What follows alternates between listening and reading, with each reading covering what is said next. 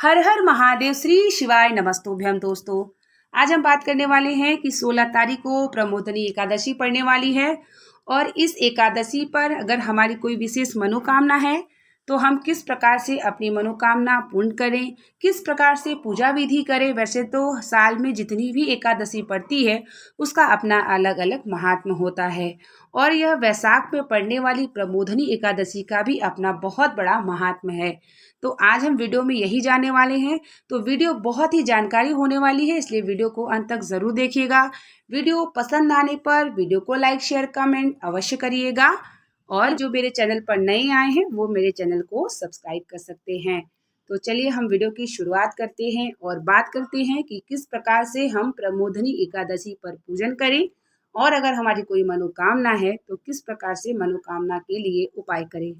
देखिए, प्रमोदनी एकादशी 16 तारीख को पड़ने वाली है, लेकिन आपको नियम का पालन 15 तारीख की रात्रि से करना होगा, क्योंकि हमें जब भी अगर हम व्रत धारण करते हैं तो दशमी की रात्रि से ही हमें चावल का सेवन बिल्कुल नहीं करना चाहिए और एकादशी का व्रत धारण करने के बाद आपको द्वादशी में भी यह पालन अगर आप कर सकते हैं, चावल नहीं खाते हैं, तो अति ही शुभ माना जाएगा और आपका व्रत अति फल प्राप्ति द्वारा होगा।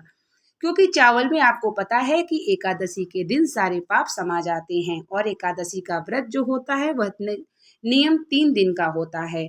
वही इस नियम को जो पालन करता है उसके ऊपर विष्णु भगवान अवश्य प्रसन्न होते हैं। अगर आपके पास विष्णु भगवान का स्वरूप शालिग्राम हो और अगर लड्डू गोपाल हो तो अति अच्छा है।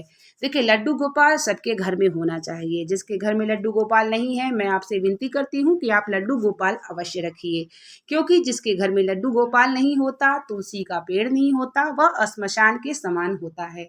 तो इसलिए मैं विनती करूंगी कि लड्डू गोपाल अवश्य रखें। और आपको करना ये है कि 16 तारीख को आपको ब्रह्म मुहूर्त में उठ करके स्नान करना है। स्नान करने के बाद आपको पीला वस्त्र धारण करना है, क्योंकि यह प्रमोदनी एकादशी है और प्रमोदनी एकादशी के दिन पीला वस्त्र को धारण करने से विष्णु भगवान अति प्रसन्न होते हैं। और वही वस्त्र आपको लड्डू गोपाल को भी धारण करना है पीले रंग का। अगर आपके पास पीला रंग नहीं है तो आपके पास अगर पीला गमछा है या पीला कोई छोटा सा भी कपड़ा है तो आप अवश्य लड्डू गोपाल को पीला वस्त्र धारण कराइए, पीले पुष्प समर्पित करिए और पीले फल में केला अवश्य समर्पित करिए।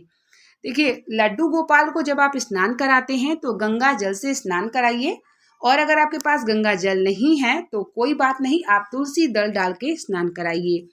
उसके बाद आपको पंचामृत बनाना है। पंचामृत आप लोगों को पता ही है कि देसी घी, चीनी और आपको गाय का दूध, दही, इस प्रकार से जल, पांचों चीज़ों को मिक्स करके आपको लड्डू गोपाल को स्नान कराना है, वस्त्र धारण कराना है, उनको टीका वगैरह, रोरी वगैरह और थोड़ी सी पीली हल्दी अवश्य समर्पित करिएगा।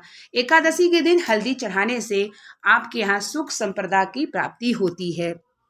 आपको इस प्रकार से करना है और सबसे पहले मैं आपको बता दूं कि आपको अगर आपकी मनोकामना है तो आपको अखंड ज्योत जलानी होगी।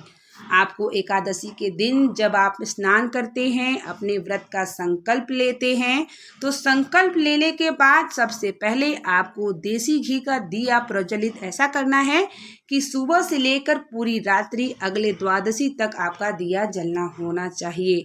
और जब आप दिया जलाते हैं तो अपने लड्डू गोपाल को स्नान करने से पहले आप यह अखंड दिया प्रज्वलित करेंगे, क्योंकि आपकी अगर कोई मनोकामना है तो उसमें थोड़ी सी हल्दी चिटकी भर आपको दिया के अंदर डालना होगा।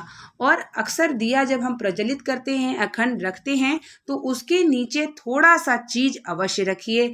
जैसे कि अगर आपके पास गेहूं है तो दाल है या मूंग की दाल है, आपको उसके नीचे रख के फिर आपको उसके ऊपर दिया रखना होगा। वैसे तो लोग चावल रखते हैं, लेकिन एकादशी में चावल रखा नहीं जाता, ना ही पूजा में शामिल की जाती है, तो इसलिए आपको इसकी जगह गेहूं या तो चने की दाल, जो भी आपके पास हो, वह दिया के नीचे रख के फिर दिया रख करके दिया को फूल वगैरह चढ़ा के, टीका लगा के और उसमें हल्दी समर्पित करके हाथ जोड़ करके आपको संकल्प लेना है कि मैं यह एकादशी व्रत कर रही हूँ और मेरी यह मनोकामना है और इसे आप पूर्ण करें। उसके बाद जब आप स्नान कराते हैं, लड्डू गोपाल को पुष्प समर्पित करते हैं, टीका लगाते हैं, फल समर्पित करते हैं तो उसके बाद आपको फिर एक दिया अलग से जलाना होगा जो आपको पूजन में लगाना है। यह अखंड दिया मैं आपकी मनोकामना के लिए बोल रही हूँ और यह दिया आपको दिन भर देखना है कि आपका दिया बुझना नहीं चाहिए। दिया में बाती आपको लगानी होगी कलावे की। कलावा का आपके पास होगा और अगर नहीं होगा तो आप उसे खरीद लीजिए। उसका आपको कलावे की बत्ती बना करके आपको दिया को प्रज्वलित करना होगा।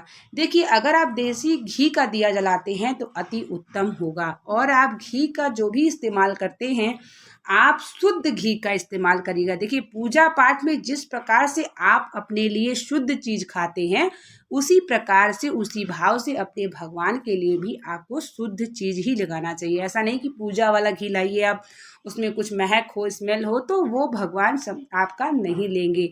इसलिए हम जो भी खाते हैं वही अपने भगवान को भी समर्पित करें तो भगवान अति प्रसन्न होते हैं। देखिए, आपका कहीं न कहीं भाव भगवान को समर्पित होता है, आपकी विशेष मनोकामना है या जो आपकी पूजन है वह स्वीकार अवश्य होता है। इस प्रकार से आपको पूजन करना है।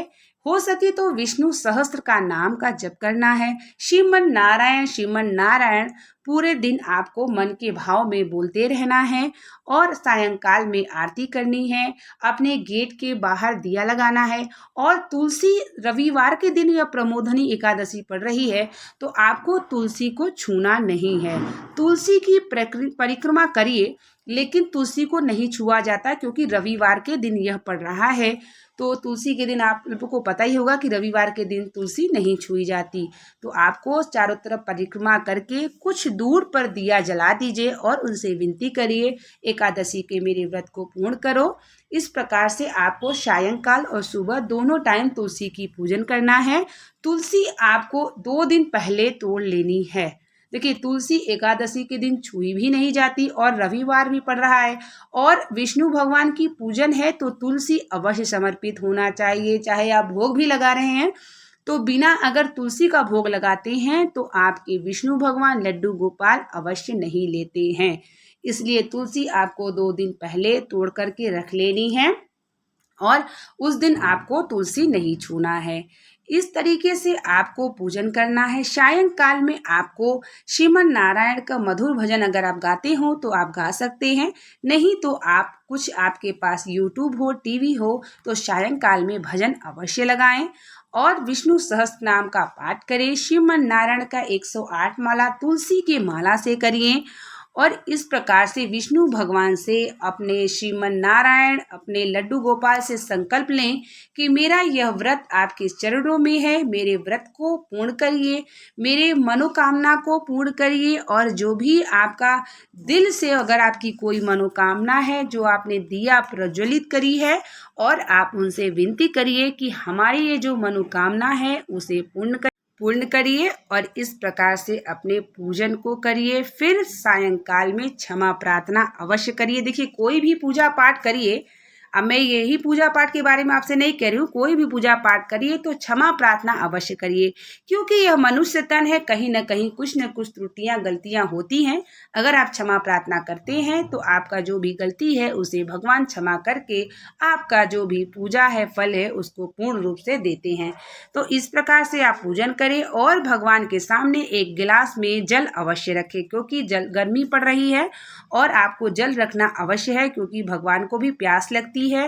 भाव से आप रखिए, भाव से उनको पूजिए और अपनी मनोकामना बोलिए और आपकी मनोकामना पूर्ण भी होगी और लड्डू गोपाल, विष्णु भगवान जो भी स्वरूप आप रखे हैं आपके व्रत को अवश्य लेंगे और आपको फल की प्राप्ति होगी। एकादशी जो व्रत रहते हैं वो भी कर सकते हैं और जो व्रत नहीं धारण कर पा रहे हैं तो वह सिर्फ बिना चावल करके आप रोटी खा सकते हैं और इसी प्रकार से पूजन का नियम फॉलो करते हैं तो भी आप पे विष्णु भगवान अति प्रसन्न होते हैं। कैसी लगी मेरी वीडियो की जानकारी आप लोग मुझे कमेंट में बता सकते हैं और भी अगर कुछ पूछना है तो आप मुझे वीडियो के माध्यम से पूछ सकते हैं। मिलते हैं आप लोगों के लिए नई जानकारी लेकर के, नए शिव महापुराण के उपाय लेकर के। तब तक के लिए आप लोगों को श्री शिवाय नमस्तुभ्यम।